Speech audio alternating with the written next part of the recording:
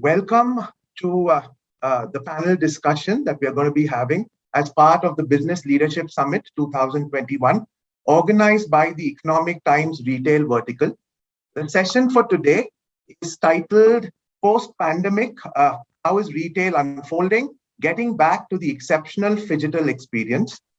And as part of this session, we're going to have 5 speakers.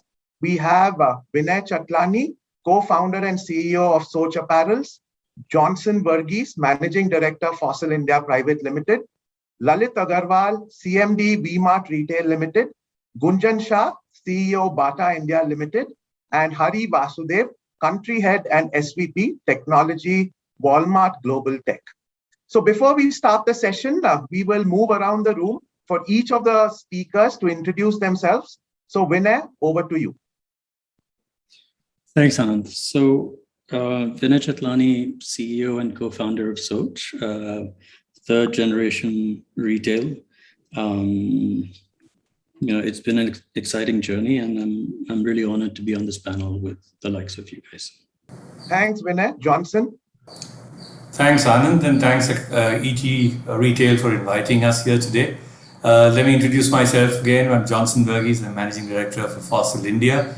Fossil India looks after the India subcontinent, and we've been in business in India from 2007. Glad to be here today with this panel on a topic I think that's so close to our hearts today. Thank you. Thank you, Johnson. Lalit. Hi, this is Lalit Agarwal. Good afternoon, everyone. Great. Thank you for inviting us. We run retail stores. We run more than 375 stores across India, now present in almost 25 states.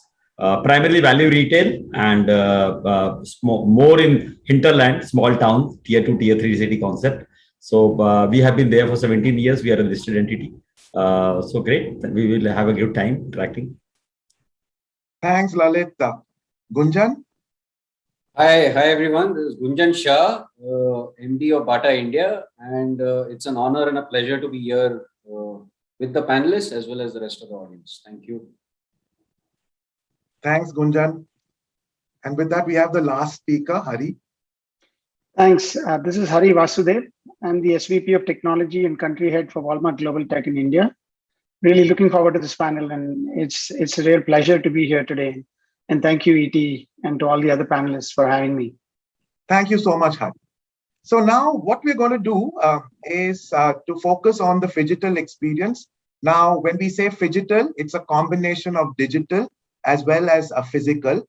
And therefore, how is it that customer experience can be seamlessly provided across all the different channels that a retailer uses to cater to their consumers? So as part of this, what we will do is break this session up into 3 bits. The first portion is to understand what are the key trends in terms of customer experience, and what are some of the futuristic areas that all of our panelists are looking at when they look at retailing from their standpoint. We will then move over to the phygital store and understand how we can attract customers in a more engaging manner. And finally, we will look at retailers and how their business strategy decisions are changing with these changes in consumer behavior. So with that, what I will do is move to the first portion of this discussion, which is to understand how is it that each of these different retailers are giving customers a new experience when it comes to looking at their stores and the way they're going to market. So we'll start with Vinay. So Vinay, how is it that you are looking at customer experience, and what are some of the areas that you're investing in from a customer experience standpoint? Sure. So at the physical retail stores, we're obviously working on customer service, and that's one major factor that differentiates online and offline. But we also don't want it to be too intrusive. So we're also working on multiple ways that the consumer can, self-browse and check out without having to interact with the sales staff, if that's how they choose to shop. In terms of linking it with digital, I think there's there's multiple initiatives on the way. We're lucky to have been on omni-channel, at least between stores, for over 3 years now. So that cultural and behavioral change that was needed is already set. We are connecting our entire inventory to multiple marketplaces and our own captive site. And for us, that's especially important because we don't have styles that go across all stores. So my endless aisle becomes a lot more interesting when people walk into the store. And as far as delivering a seamless experience, we found that a little trickier than we thought because every touch point is a different need state. So I can't push out the same content even within digital on YouTube and Twitter and Instagram and things like that. So that gets a little tricky, right? What is seamless about it? Is it how the brand makes you feel? Is it the kind of service that you're getting from these places? The response times and things like that. So that's something we're keenly looking at and working on. We're also planning to bring in my Omni tab, which is right now employee facing, which is going to be consumer facing. And that, along with videos, voiceovers, NFC tags, things like that, we would like it to be as interactive as possible. And we would like to use this technology to also reduce time that a consumer needs to be at the store. Great. So thanks for that, Vinay. Johnson, how is Fossil looking at customer experience, and what are some of the key areas you are focusing on? Right. Thanks, Anand. Well, as with all things in retail, it starts off with the consumer. And I think what we have today with us is pretty much a brand new consumer in India. The consumer today is being shaped by the dramatic impact of COVID, overlaying the already changing environment. So it's a fast changing environment, and COVID's really accelerated many touch points there. On the one hand, we have a youthful population. 50% of our population is below the age of 28. They're confident, they're financially stronger, they're tech savvy, and they're always connected. They take for granted a high level of convenience. They expect a wide variety in terms of choice and, of course, great value. They demand superior consumer and customer service and are quite vocal about these in their respective social media networks. So COVID has accelerated the online experience. All these figures that we're talking of, be it convenience, choice, value, customer service, all of them have scaled to a new level. That's only one side of the story. On the other side of the story, organizations that were invested already in the digital space saw phenomenal growth. Fossil, thankfully, was invested in the digital part of the business all the way from 2015. It's something that we invested obviously not in anticipation of anything as dramatic as COVID, but we were invested early enough, and we were able to actually move the needle pretty quickly after COVID descended upon us in the manner that it did. There are, of course, many businesses that weren't really focused on this and willy-nilly were forced to create and kind of accelerate a digital plan. Whatever is the case, either way, COVID's brought to retail, the kind of changes that it has brought to retail, I think many of those will persist in time to come. I want to think of this new customer as the customer who wants it all and is pretty confident of getting it all.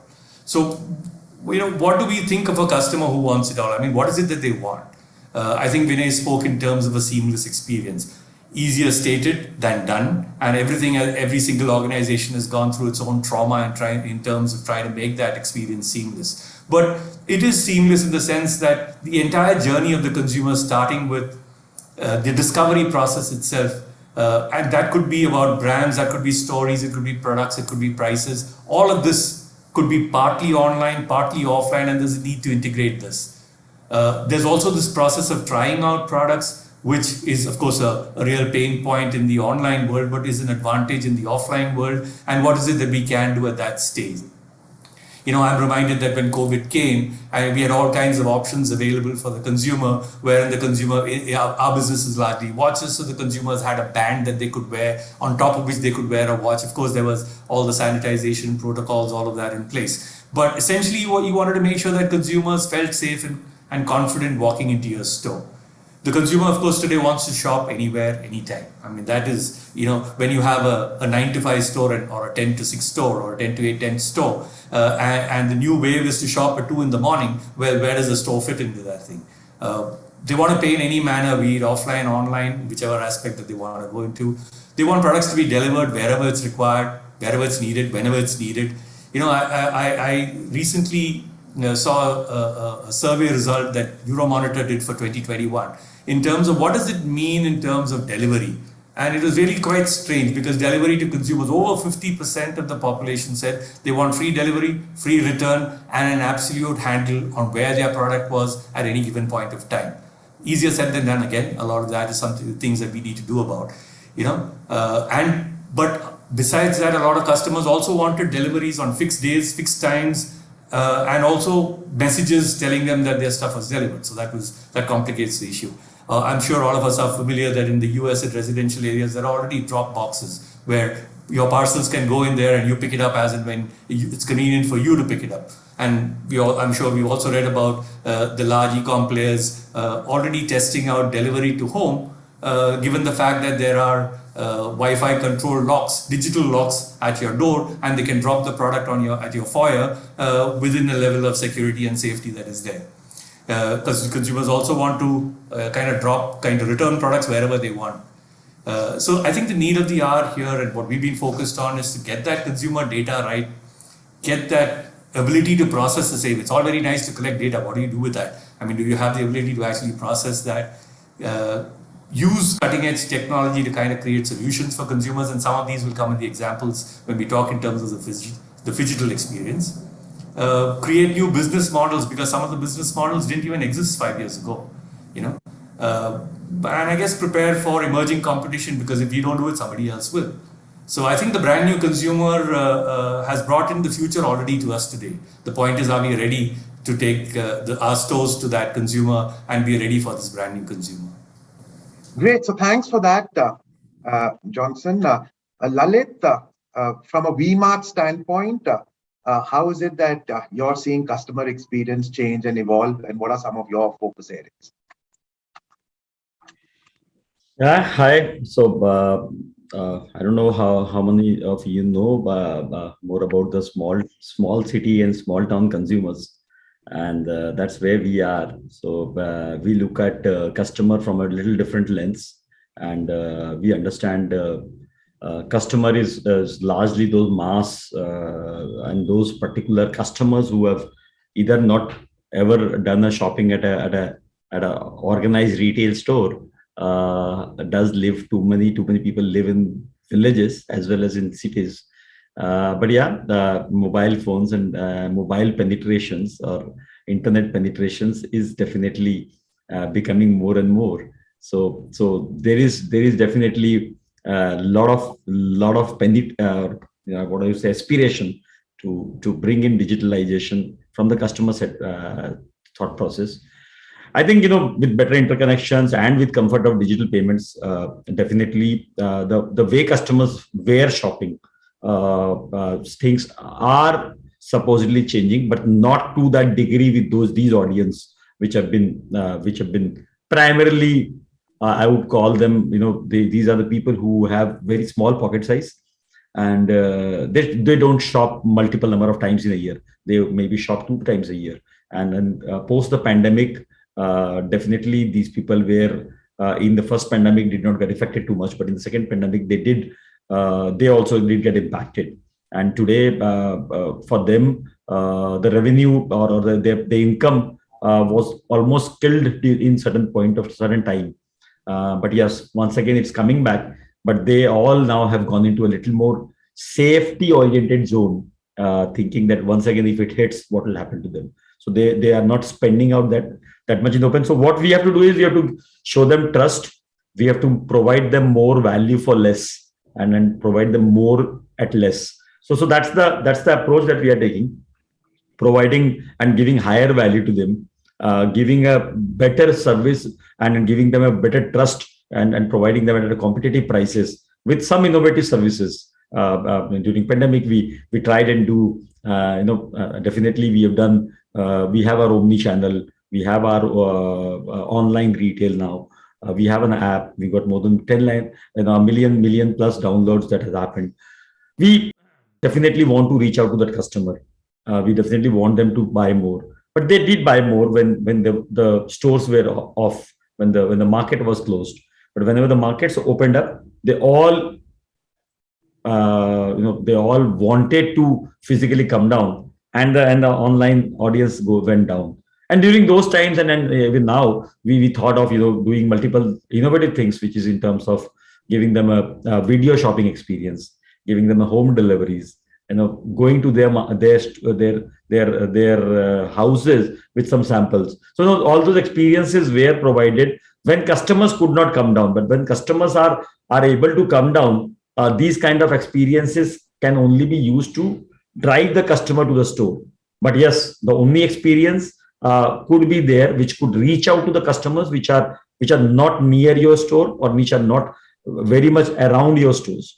So I think the primary point that I'm trying to say is there is a big experience piece which has to be provided, one in the offline store, the looking at the purchasing pattern of the customer, which is as I said, budget oriented buying behaviors. They have got their fixed budget, and how do we work with them to try and get them spend a lot of time in because they spend a lot of time in finding and evaluating their products. So how do we help them in finding the right product?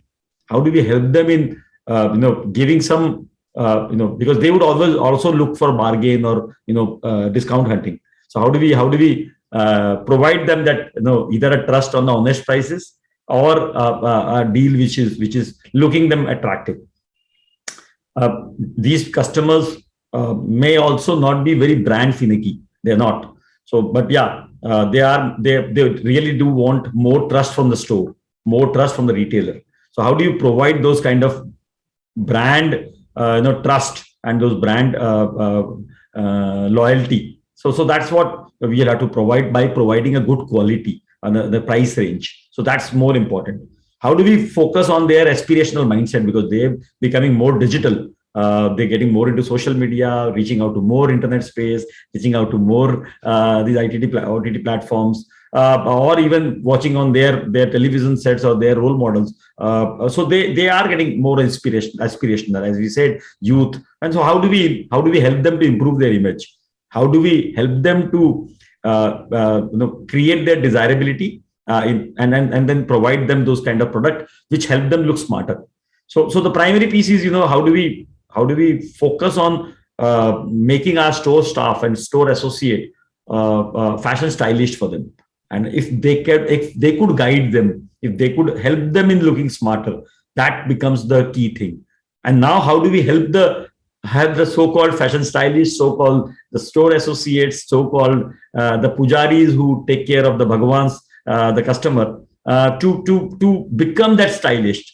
So that's where you have to use digitalization. That's where you have to use digital training. That's where you have to really phygitalize the whole stuff on what product and how should you combine the product with what kind of trousers and shirts or leggings and kurtis, and how do we help the customer to become little more good looking and little more better looking, and how do we create that desire so the customer wants to come back to the store because that customer, that associate made her look good. So that's the whole thought process that we are trying to work on. We also definitely working on bringing more customer by attracting more from the digital media, social media.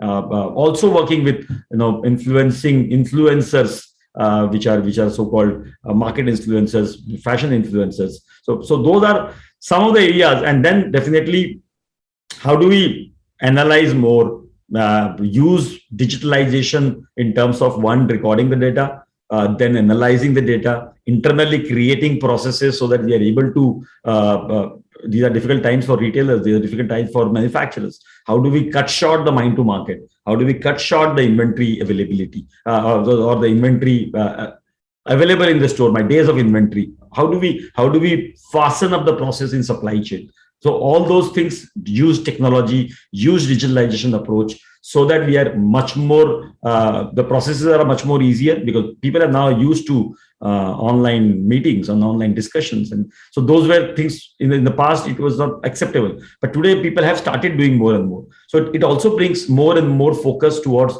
acceptance of digitalization from the people's front.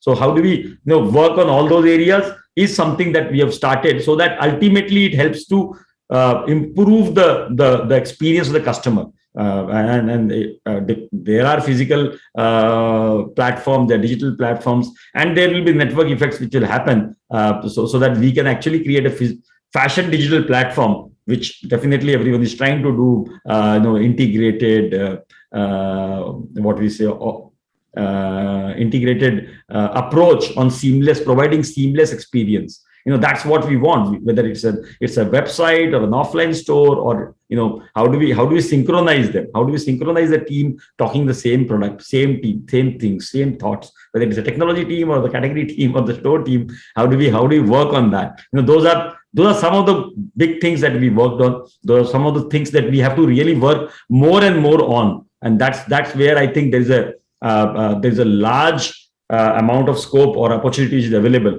whether the online delivery fulfillment pieces, how fast can we do it, how better can we do it, how more nicely that we could provide those click and collect, how do we provide a seamless return or exchange experience to the customer, how do we develop loyalty with them, how do we integrate loyalty offline online with people, and then how do we enable customer to either also work on gift cards or those loyalty coupons. So those are some of the things that V-Mart is working on and has worked on, so that we are able to provide better experience to the customer and also look at the forward digitalization of the organization. That's where I am. Thank you so much. Thanks for that, Lalit. It was a good perspective on tier 2 and value retail.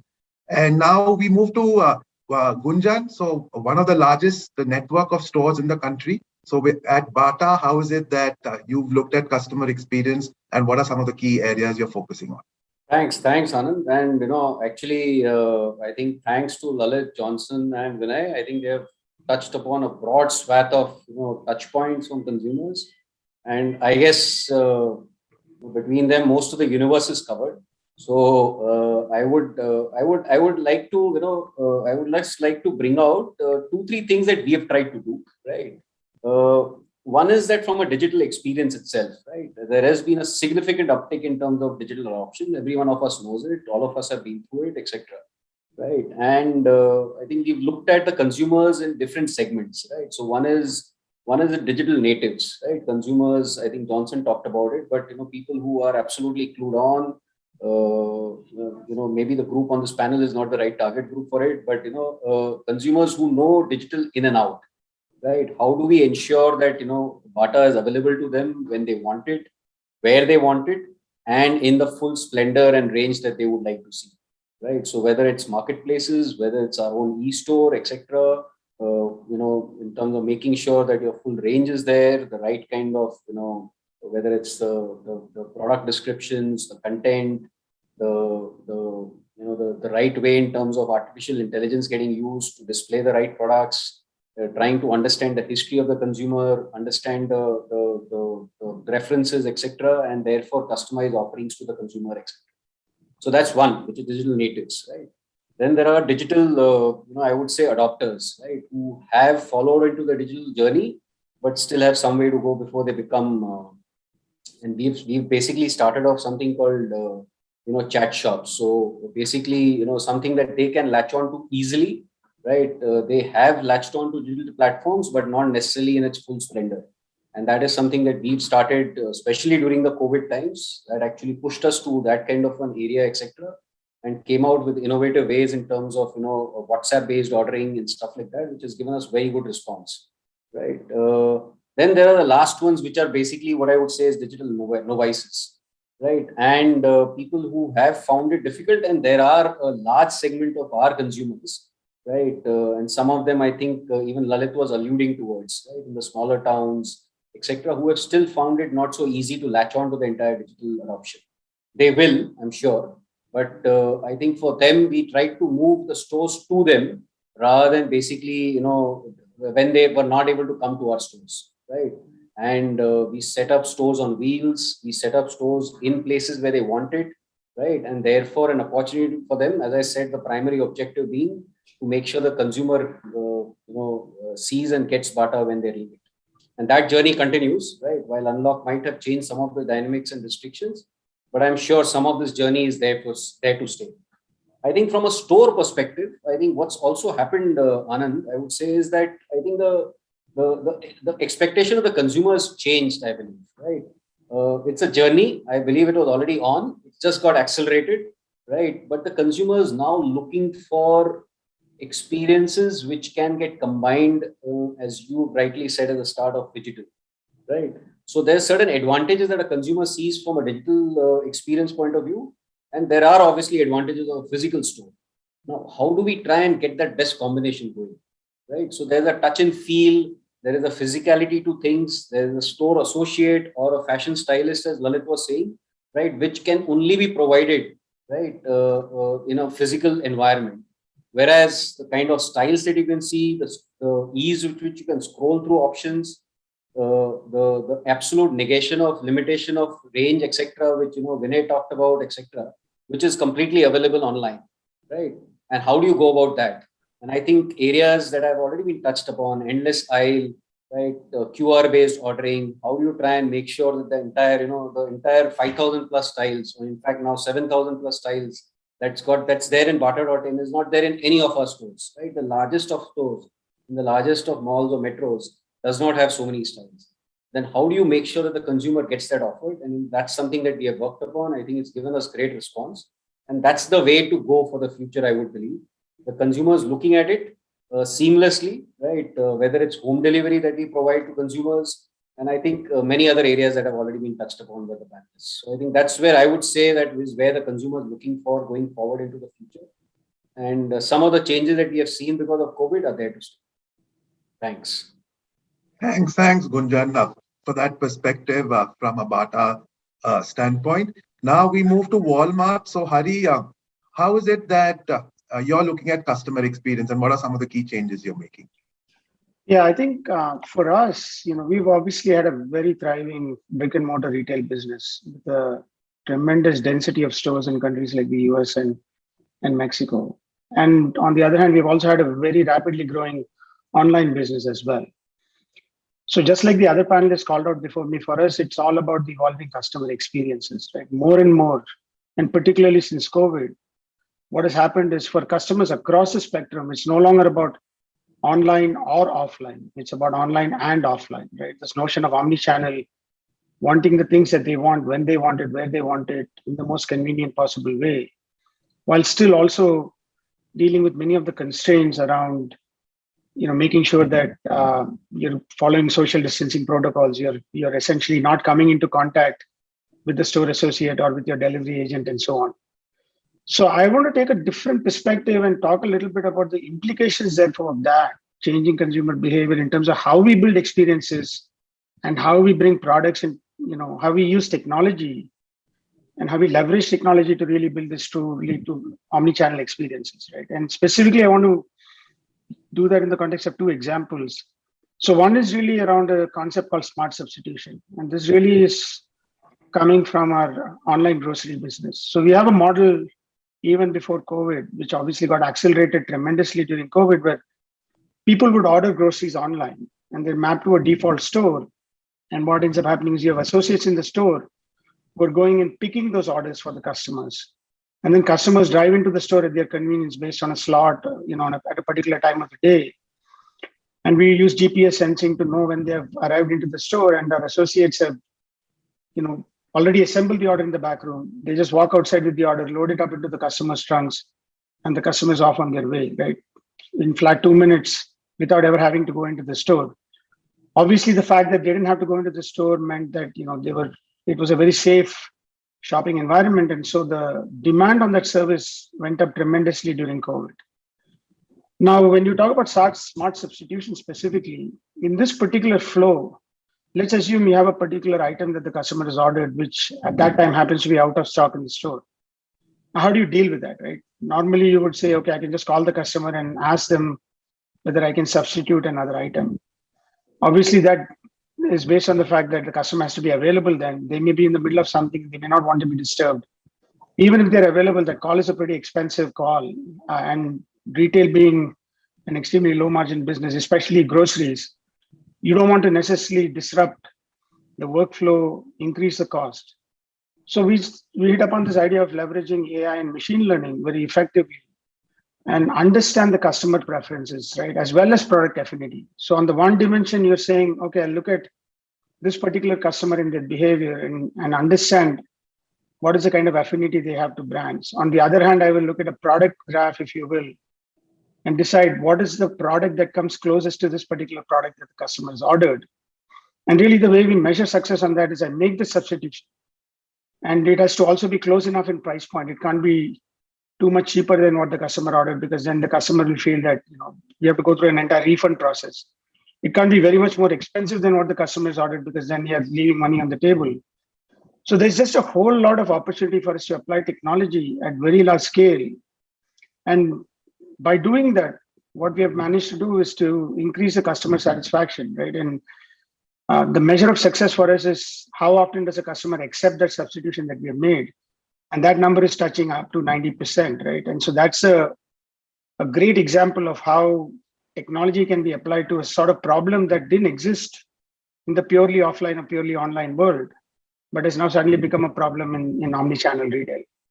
Another example that was brought up by COVID is what we're calling ship from store, right? So for example, we have over 5,500 stores, I think over 5,000 plus stores in the US, a fairly large number of stores in Mexico. 90% of US households live within 10 miles of a Walmart store. But prior to COVID, we were only slowly starting to experiment shipping online orders out of a store, because traditionally our online orders were still fulfilled by a fulfillment center that was maybe halfway across the country. So it took us a day or two to get the order to you. But during COVID, if I'm ordering household supplies, toilet paper, detergent, medicines, whatever else, there's an expectation that it will show up much faster. And that's where we said, we have the density of stores. The stores are stocked up. How do we actually retool our supply chain to be able to deliver those items to the customer from the store, so that as opposed to delivering it in a matter of a day or two, we can deliver it in a matter of hours, right? And fundamentally, that means that we have to now bring the online side of our business and the offline side of our business much closer together from a technology perspective. We have to develop an aggregated view of demand across all the channels of demand, whether it's coming in with walking traffic into the stores, whether it's coming in through e-commerce, but that happens to be within the catchment area of that store. And what we were able to do is, in a matter of literally weeks, we were able to scale up ship from store to over 4,000 stores, I think, across the country. And that allowed us to satisfy consumer demand in a way that, really met consumer expectations in terms of how quickly we can deliver and to be able to meet the needs of the customer. So fundamentally, if you think about it, right, yesterday, the key drivers for loyalty were factors like pricing, the depth of assortment, the proximity of the store to your home, and therefore the convenience you had. Whereas today, they're increasingly defining value as a personal connection between themselves and the retailer or brand, right? Of course, service reliability is very important, but I think someone else touched upon this notion of trust.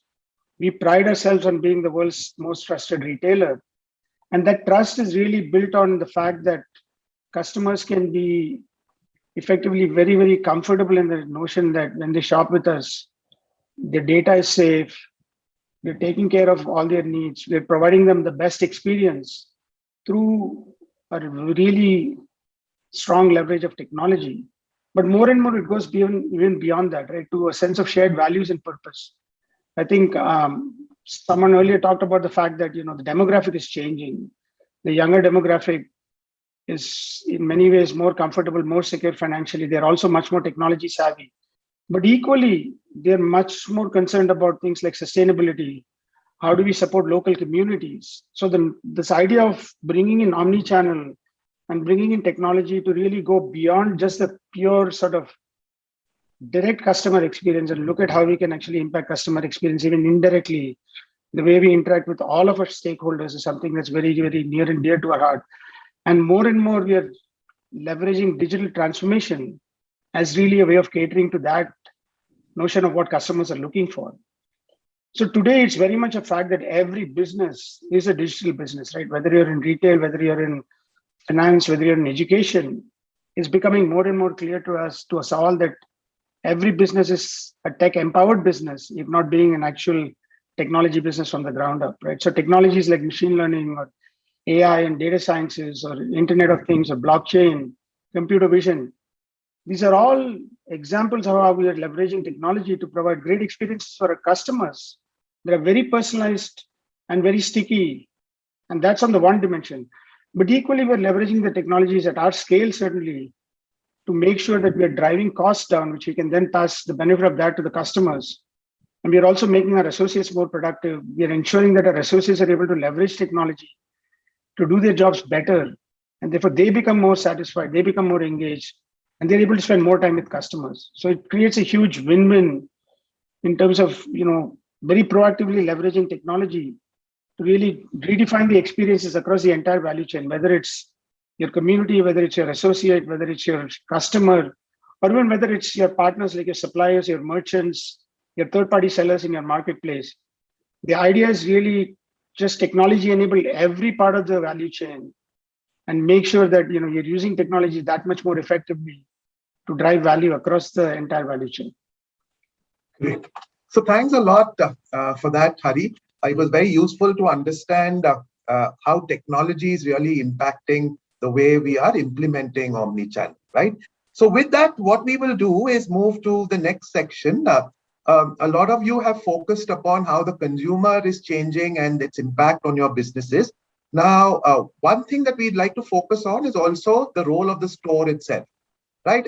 Some of you did speak about how the store itself is changing in terms of the role that it performs and the functions it serves for consumers. What we will do in this section is to understand what are some of those key learnings that you have had in terms of how stores are changing and what is the role of the physical store itself, right? So we'll start with Vinay from a Soch standpoint and then move to the rest of the panel. Excellent. So as far as the stores themselves, what we're trying to do is, while we look at the reasons why people come to the store, there's equal reasons that people go online, right? So you have convenience, returns are sometimes easier. You're able to filter down to what you need to look at. And that's something that we want to bring to the stores. And yes, the store apps do that. We're also looking at the store app to act as a sales assistant as well. So if I'm doing a video with a voiceover, I want the CCAs to be listening to that stuff all the time because I have described the product in the best way that we think is possible. So it also allows for the staff to filter and then show the consumers specifically what they've asked for while they're showing other products. Speed is obviously one thing that you get online, right? The commute's not there. You get on, you select, and if delivery is quick, then that's definitely a factor. So how do we do that at the stores, right? We're looking at solutions where if a consumer comes in and looks at a style and she likes it, but her size isn't available. Now it could be at the back room, it could be at a close by store, but I want that to happen in a fraction of seconds, right? So if the consumer has the brand app downloaded, they themselves can scan it. Otherwise, a CCA, and we're actually planning for all our CCAs in the store to have either a tablet or a smartphone. So that person, does a scan. There's some stores that have one dedicated back room, but since we don't have very large stores, sometimes we create storage in different parts of the store, right? Now we're using IoT devices to even say that if that style is there, can you light up the storage point where it's there, right? And just make it much more quicker.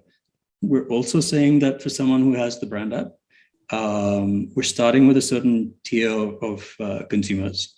But we're saying, look, you get visibility as to what's in the store.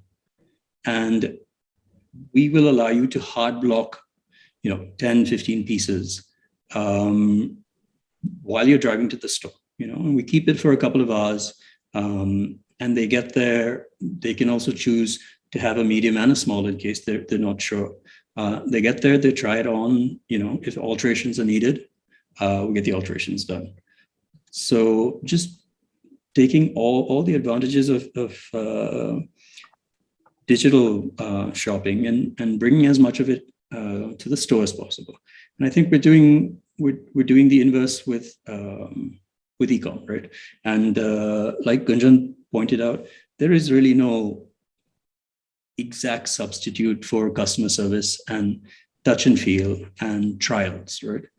But there are tools. There's some tools that we're building. You can get a customer a little more confident on the size if you use such tools.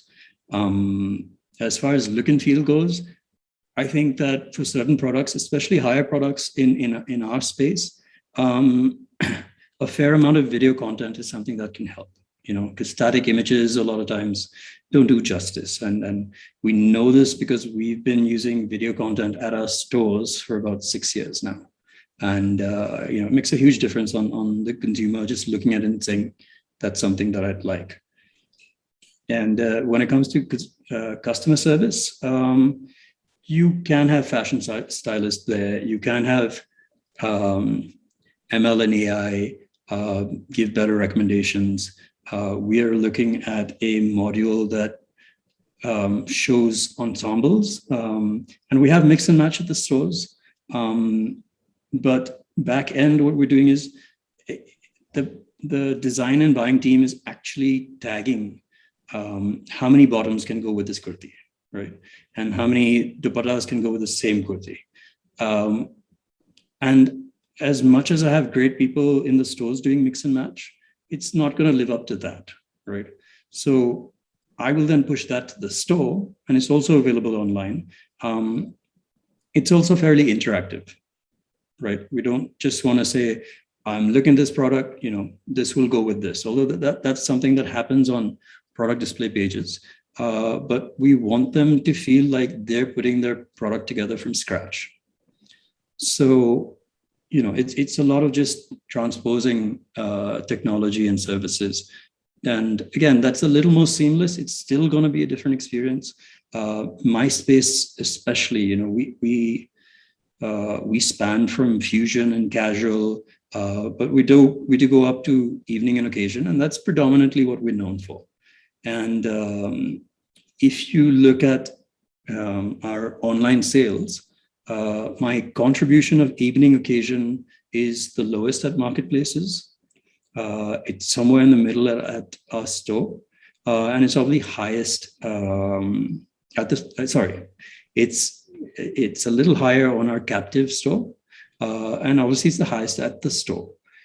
So what are the tweaks we can make to at least get a captive store up there? Because I don't think it's people any longer uncomfortable to put big ticket sizes online. They just need a little more confidence in terms of, am I getting the right product? So that's some of the stuff that we're working on the store and on the digital front. Sure. So thanks for that, Vinay.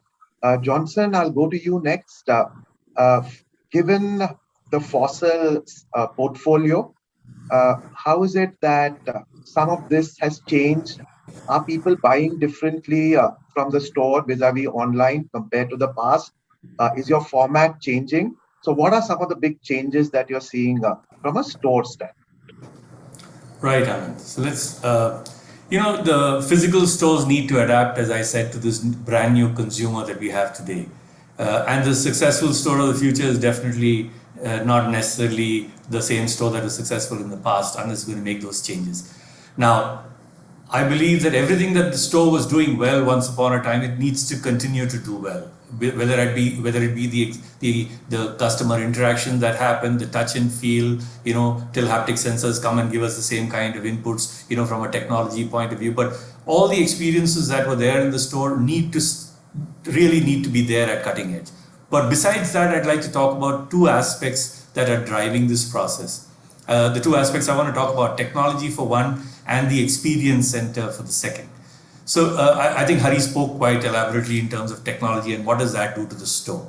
There's a lot that needs to be done to make that seamless, but how do you showcase the entire range that you have, including the ones that are not physically available? There are so many endless aisle applications. Is that neatly synced into your system? Are you able to seamlessly pull that up at will and bring that to the consumer at that point of truth, at that point of purchase? Can you actually take your physical store to the consumer? And this is something very interesting at the time of COVID. Obviously at COVID times, people were reluctant to come out. And thanks to the fact that we had, made our foray into technology starting 2015, we were a little more comfortable. So what we did in the first instance when the stores opened was to set up a very simple appointment-based, self-serve appointment-based system to come to the store. And we assured the consumers that our stores are not very large. We are in maybe about 1,000 square feet each. And we told the consumers that we will guarantee you that there'll be only 3 buying families in that place at most. And there are 20-minute slots that you will have, and there won't be more than 3 sets of buyers. A buyer unit being a family, maybe 2 or 3 people. And of course, all the protocols that went in. And it was amazing that people really latched onto that, because people still wanted to come into the store, but they were apprehensive of walking into that store, with COVID being in place. So the fact that they could actually pick up an appointment and go in there at a predetermined time, that helped. Another thing that really helped was, and I think this was spoken about by Lalit in terms of video shopping, something that we did on video shopping, we're still doing it today. It's amazingly successful. People who actually, and this again is a schedule that you can set up, very simple app-based program. You set it up, you can run up a video chat video with the store manager or anybody else in the store. You can schedule it for a particular time. You can do it if the store people are available, then at will. And if you give them inputs in terms of the kind of products that you're interested in looking at, then they'll have an assortment for you. Else, they will pull up that assortment as you come on board onto the video shopping. But not every person, the video shopping was matched by a home delivery system. Obviously, video shopping happened only within the towns that we had our stores. But that was matched by a home delivery system, which we found during COVID times didn't work too well. People weren't really interested in having you deliver it at home. Delivery was fine, but they certainly didn't want you bringing products to the store, to the home that they hadn't already bought. So we arranged that delivery system, as it were, during this period of time. But video shopping continues to be successful because any consumer who's actually locked on to 20 minutes of video shopping is going to buy that product. Success rate runs into close to 90%. So that's amazing in terms of being able to make that dent as well. We also have home delivery, of course, is an automatic follow-on for the fact that we did video shopping.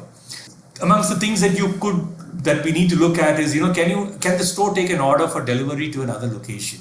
Very simple. I'm sitting in Bombay, I want to send a product to my wife sitting somewhere else, and can the store really manage that? I want to pick and choose the product, but can the store actually complete that entire transaction? Sounds very simple, but you need to have an integrated system that's able to do that. Can you make the payment system work seamlessly, that I pay somewhere and somebody else goes and picks up the product in another store? I want to make a payment in Bombay, I want to have a look at it, but I want the final person, the final recipient of that product, to go pick up that product in a store in another city. Is that possible? Does the system allow for that? Can the store handle curbside deliveries? Not something that we did, but I heard a wonderful case, and I think Hari will bear me out on this. Target in the US launched a curbside pickup called Drive Up, and e-commerce sales went up by 144%. Simply on the back of this curbside pickup. The curbside pickup itself ramped up by 600%. So small things that will allow a consumer to kind of shop at their own convenience, pick it up, and it works very well in the US because pretty much 90% of the households have vehicles, so it's easy there. But for metro cities, that's not something that you might not want to consider in the current environment. Can the stores accept a return bought from any other channel? Simple, but the commercials involved are chaotic and crazy. So are you able to handle all the basic elements that go to make that success happen? I think equally important is the second part, which is the experiential part of shopping. I think people have gone on to another level of shopping, and I think Lalit spoke about that, Vinay spoke about that. People want a lot more at the stores. They want an experience that they can add, because nothing stops them. At least our customers, the customers who buy into our products, can very easily get onto the net and buy the product. Why do they need to make that effort to come to the store? They need something more at the store. They need an experience that they can take home that adds to the product value that they have, So the store of tomorrow definitely needs to be an experience center. It needs to be designed to provide everything that online can do and so much more. It needs to be immersive. It needs to be engaging. I want to give you my personal experience here. I'm digressing a bit, but I haven't gone into a store for a while, thanks to COVID and thanks to the fact that I'm not a very good shopper. So I wanted to pick up a pair of trousers. I went to an apparel store and spent about 20 minutes in that store, just about a week ago. And I must admit that it was, an experience that was welcome, because I hadn't done that for quite some time.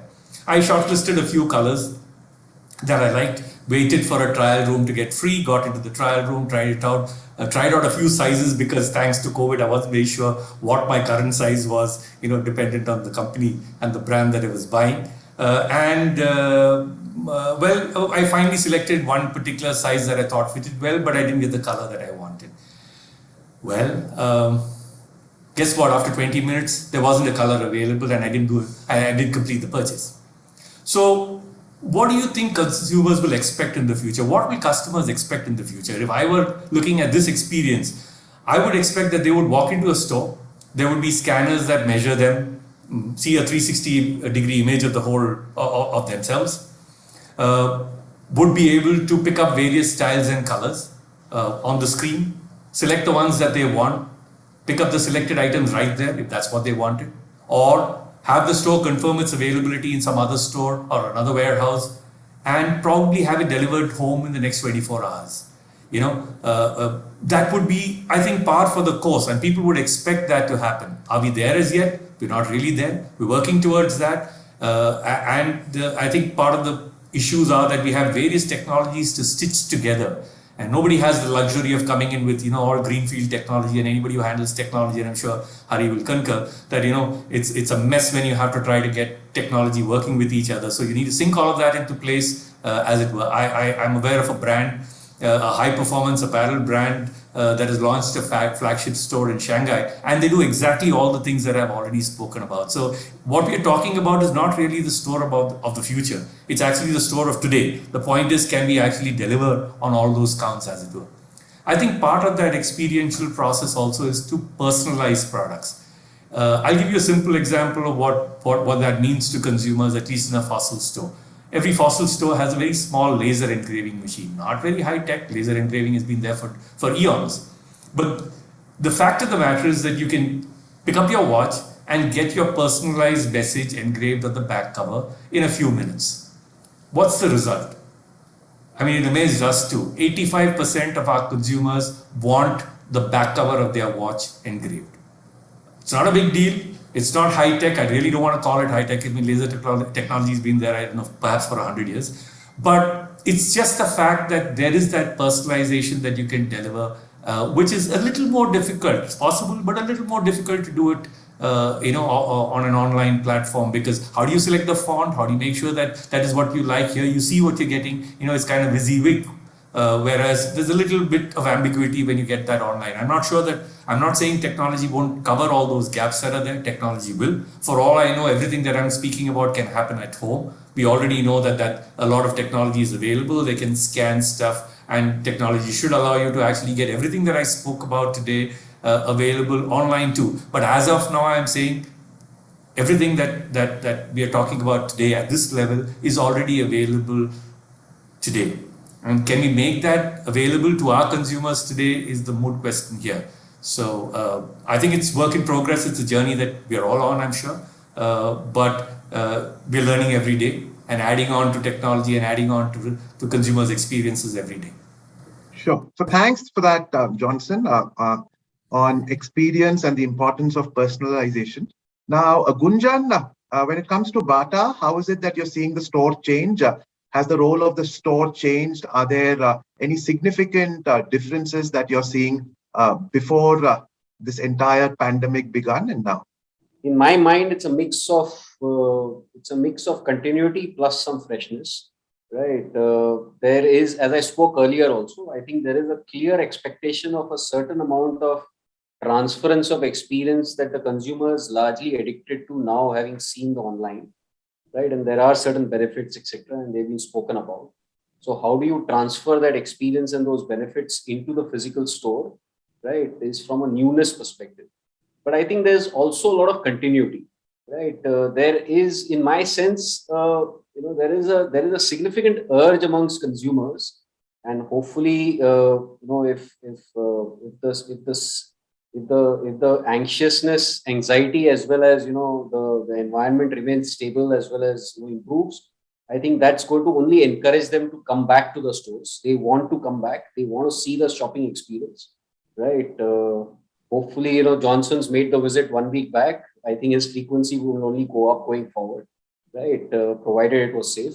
And I think that's one big piece. So I think, there's a lot of effort that we have put in to try and make sure that, the consumers are assured of safety and on this front, right? Especially, let's say about 3 months back, right?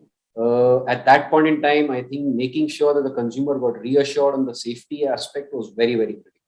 Right, we obviously prioritize our store associates, the store managers getting vaccinated, making sure that it was upfront and clear.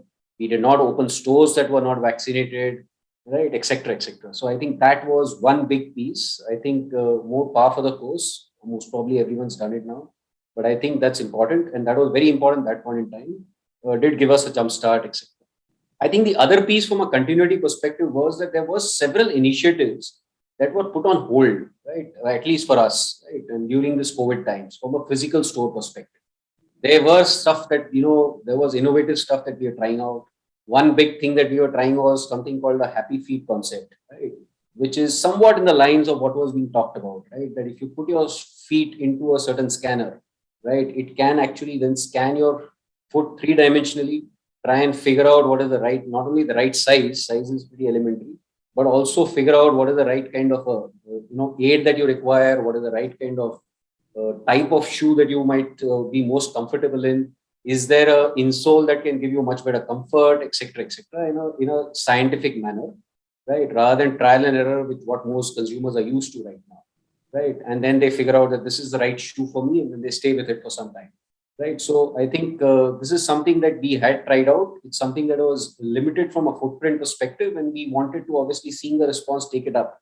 And that's something that's got restarted. So, it's just an example, but I think many such things, right, which I think from a continuity point of view are in that light, right? So making sure that that journey continues apace, and most probably, if things go right, I think clearing up or making up for the backlog of the gap of 1.5 to 2 years, which got lost out because of physical restriction. I think from a newness perspective, I think it's primarily, right, not only so, but primarily how do you transfer the digital experience, right, in various forms, right? And I think I have spoken about it, the other panelists have spoken about it, right, to make sure that, the conveniences of online are visible offline, right, in the best possible manner. Right, and endless aisle, QR-based codes, QR-based code search, right? Trying to basically make sure that consumers are able to do home delivery, right? You don't need to pick up your stuff and go back home; you can get it delivered, right? Making sure that you're able to let's say find the shoe finder. So we've got an app which is called a shoe size finder. One of the biggest issues that we see in terms of consumer drops at stores is that the right size is not available, right?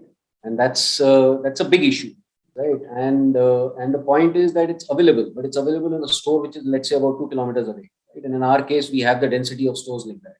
Now the point is, how do you make sure that that is seamlessly available, right? That one is the information is available, that it's available 2 kilometers away, and the second piece is that you are able to integrate the entire chain of transaction, right from order to billing to payment, such that that gets seamlessly delivered, and the option is given to the consumer, which we do currently, that you can pick it up, maybe let's say in about an hour's time, you can roam around in the mall and you can pick it up in an hour's time, or we can deliver it at your home. So I think these are just examples, but that's how I see the store experience. It's a combination of, how do you say, continuity of work that was in progress, as well as bringing in the newness going forward. Yeah, thanks. Excellent. So thanks for that, Gunjan. So we will end the second section there, and what we will do quickly now over the next few minutes is move to the third section, which is primarily to understand your priorities going forward. So what we can do is, starting with Lalit, we can understand what are your important priorities. What is that one single priority for you when it comes to customer experience in the next 6 months?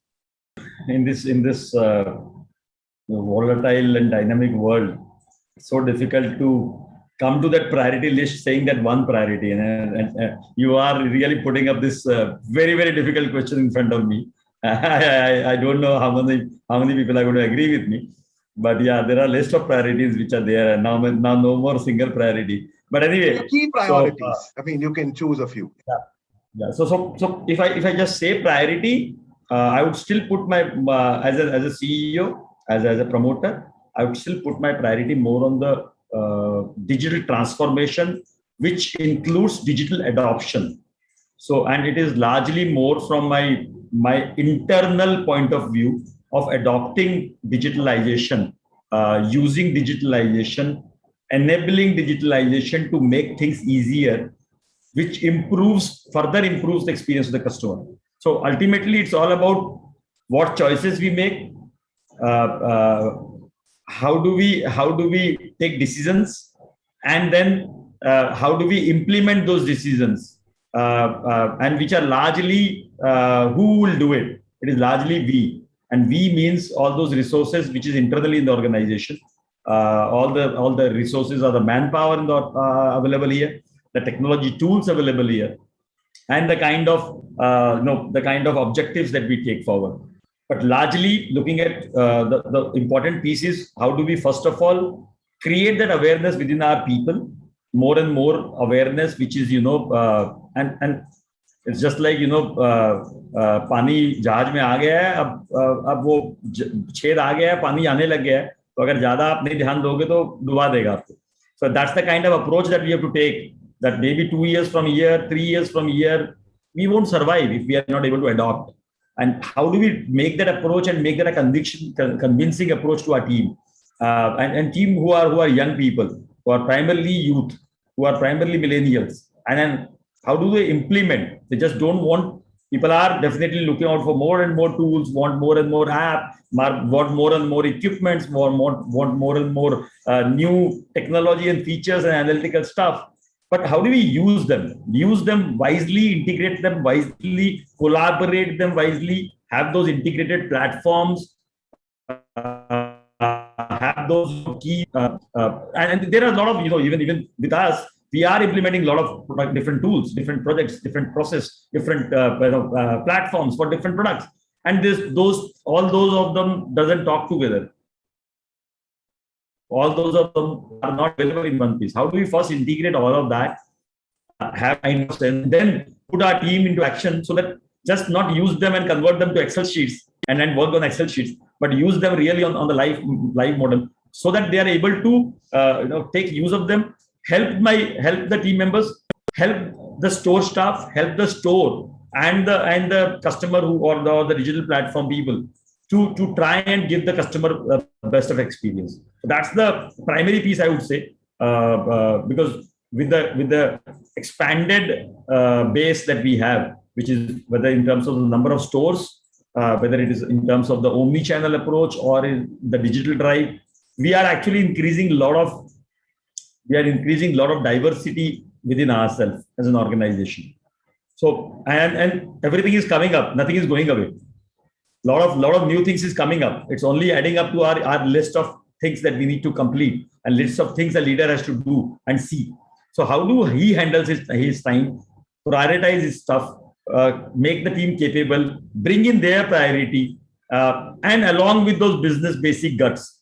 It should not be so digital focused that you forget your own gut feeling. You forget your own understanding the basic instinct on you understanding the product, understanding the customer environment, understanding the market environment, the dynamics, the basic customer personas. How do we keep updating simultaneously wear both the hats, have both the hats together and drive business, because business environments are becoming more competitive. The conglomerates are becoming more and more powerful. The internationalization of the business is becoming highly there. We are almost there now. So we will have to be, and those who will survive has to be very fit, has to be really on sharp on piece. So, and it cannot be done without using digitalization, largely internally, and then also focusing on how do we serve the customer with that perspective, whether it is an offline store where we want to serve them, or it is an online channel, or it is the internal processes, whether it is a forecasting or sensing the demand, sensing the fashion, sensing the the market economics, or what is going to come up.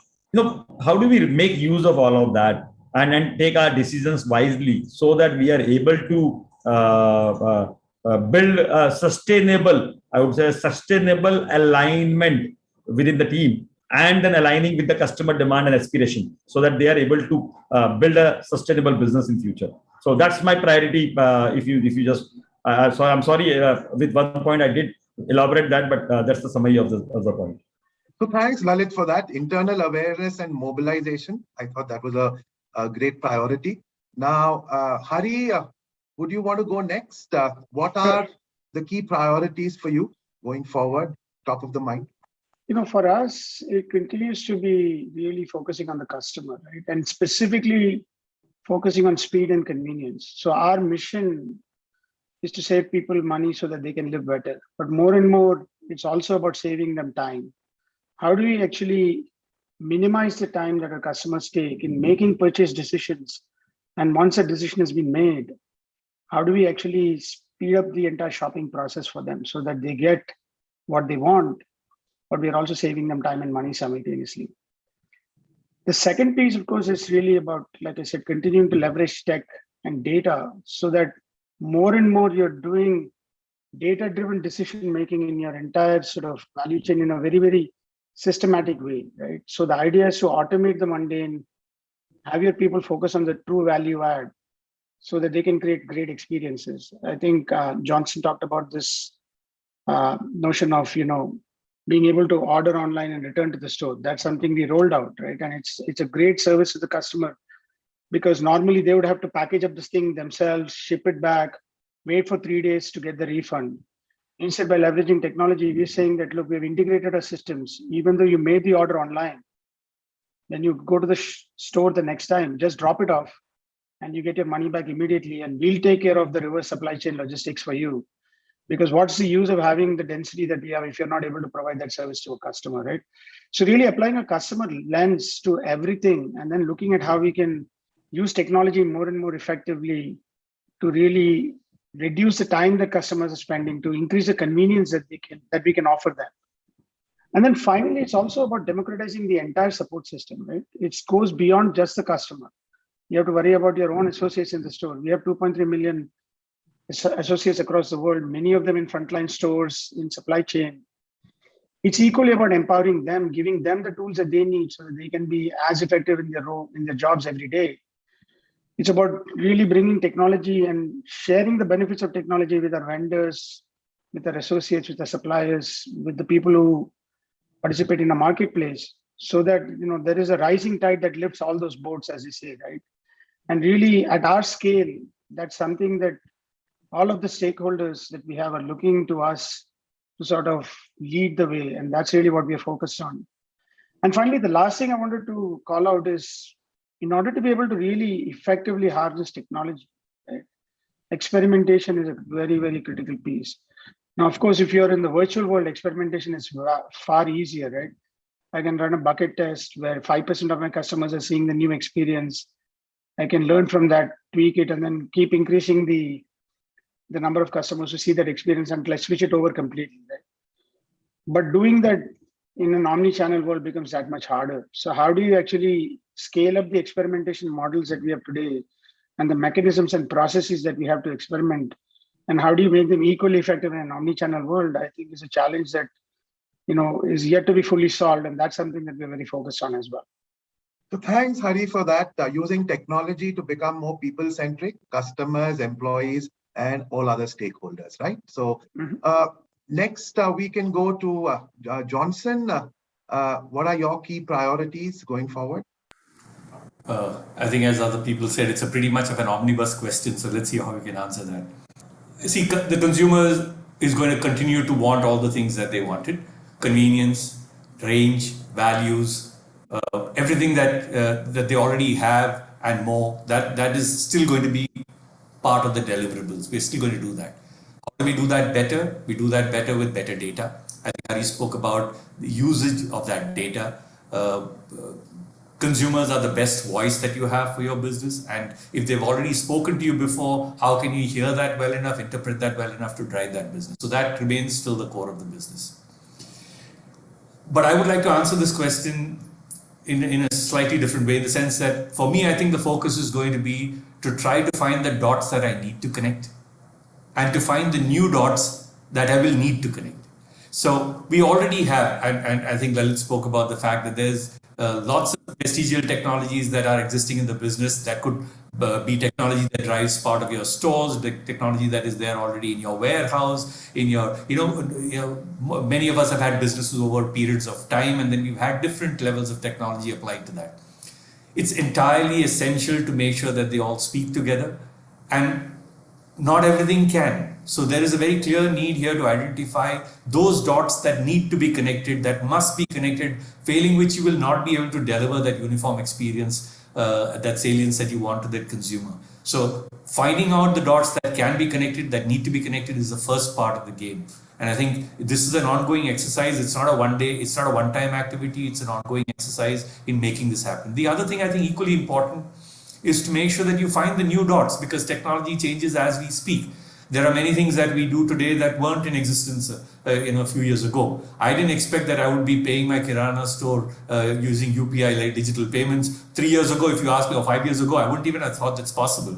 The guy who irons clothes today is very comfortable getting digital payments. So technology is changing at a pace that I don't think we have planned for, but we do need to plan for. Because these are going to change. These are going to be changes that are absolutely disruptive to the business. We spoke about technology that allows you, for example, to pretty much get the same, let's say, touch feel experiences online. Suppose that technology comes into place, the touch feel experience can be simulated well online. Then you really need to go back to your stores and figure out, what exactly is the position that you will have. So I'm saying it's a very uncertain world. It's a changing world. The new dots that you need to find out are the ones that you can find out today. You got to keep your ear to the ground to figure out what are the ones that are going to be relevant for you. Some things may change and it may not necessarily be true for all countries. I mean, there may be a different set of dynamics in one part of the world, another set of dynamics in another part of the world. But one thing is for sure, the bottom line here is as follows. The consumer has changed and continues to change. Technology keeps changing. Competition will be there, whether you like it or not. The point is, the consumer is not going to accept anything less than what they can see, and that cuts across all categories of touch points that they have. So the issue is really that change is inevitable, and can I afford not to change? What is it that I can do profitably? What is it that I need to do profitably to make this change happen? Great. So thanks for that, Johnson. Connecting the dots and looking for new dots. That's a big takeaway from your response. So Vinay, your key priorities? Historically, I've always kept everything on priority one. And that's when we were a much smaller business. Rate of change of technology, wasn't as quick. And I think today I've done a 180 and I spend more time moving tasks from my task manager to my do not do list than I do adding new tasks on, So we do have sharp priorities. The technology roadmap is obviously the first one. And like Gunjan and Hari were discussing, it's not just front facing, right? So I think the most important part for us is a single point truth of data, right? And from as many sources as possible. So we do have a BI tool, a lot of good insights, and the insights are only as good as the logic and the algos you put in, you know. And that used to primarily just house my ERP data. And while that's a fair amount of data, we now have about 8 data points that are added to it, right? So I have my loyalty data, I have my HRMS data, I have my planograms and my PM coming in, stuff from social communication, things like that. And it's very interesting to see when you put these things together, the kind of inferences you can make, as opposed to looking at them as silos. So that's one thing. The second thing is we've rolled out a planning and assortment tool. There's only so much you can do on Excel. There's only so much you can do on a manual basis. So that's something that's really helped improve my store assortment. And the better assortment you have, the higher sales you have, the lower discounts you have to put in. So using tech for that has been important for us. We've even started building an AI-based solution for recommending how visual merchandising is done in the store. Now, unlike a lot of brands that have, set seasons and drops, we're fast fashion and we constantly bring in things, right? I also have many more categories than most people do. So it's not that easy to get a consistent setup at the stores, right? Because I'm not sending out dockets that say specifically what product needs to be put. And as an example, if I say the window has to be, pinks and yellows, not every pink and yellow is going to look good together, right? I may have a yellow with some green work on it. Now that's not going to fit. And again, that comes to partly using AI, and then it spits out some examples based on live data that's in the store, right? And then we do a little tweaking and we push it out. So the stores don't really have to, worry about how to put it together. Great. Even the content that we play in the stores in terms of videos, and this has been the case for a while now. We only play videos of products that are available in the store. Once the Omni platform is fully rolled out, then you can look at other options with that. And even when it comes to physical stores, we're actually trying out different models. We're doing a couple of pilots or I would call them kiosks, but I don't know if it does justice to it. But it's completely index shopping driven by my omni-channel platform. So you're discovering through digital, you get to try it on there, but I'm putting these in places that I can get the merchandise to you within the same day, right? And to kind of extrapolate from that, we're looking at high throughput stores that have low carpet areas. And the truth is, I'm not able to keep as many options if I continue to keep them the way I am, right? Full size sets, the existing fixtures and everything. So that's changing too. My entire fixturing, and I mentioned the IoT devices to help tell you where stock is. We're looking at a way where we can actually optimize space better, and tech's actually going to help us with that quite a bit. Great, Vinay. So technology roadmap and single source of data, planning, merchandising, assortment, implementations. So we've got your priorities. Now, finally, Gunjan, to you, what are your key priorities going forward? I think if there's one single thing that I would say, would be, how do you say, giving me sleepless nights is how agile you are, right? It's a very uncertain time, right? I think it is also how the future is going to be. It's not only COVID, right? the pace of change in the world around you is so fast that things that you assumed or even you are right now ingraining and stabilizing are going to get disrupted pretty soon.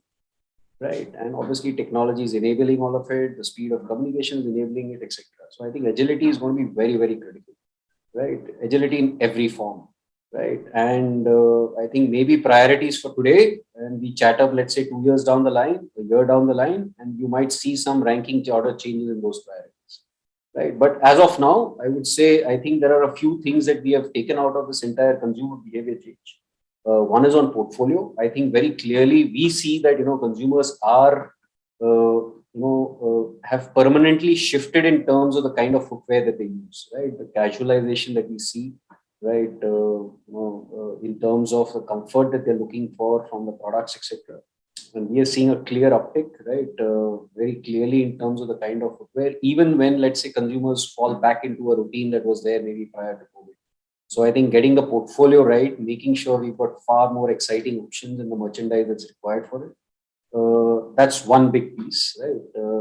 I think the second big piece I would say is that I think there's also been a dial-up in terms of aspiration levels, partly due to the tech adoption, right? But down pop strata, right? So whether it is in the pop strata within the SEC class within metros, or even in, let's say, tier 3, tier 4, tier 5 towns, right? And how do we make sure that BATA is available to them, right, in the experience that they want, right, is going to be a very, very important and urgent priority, right, from my point of view.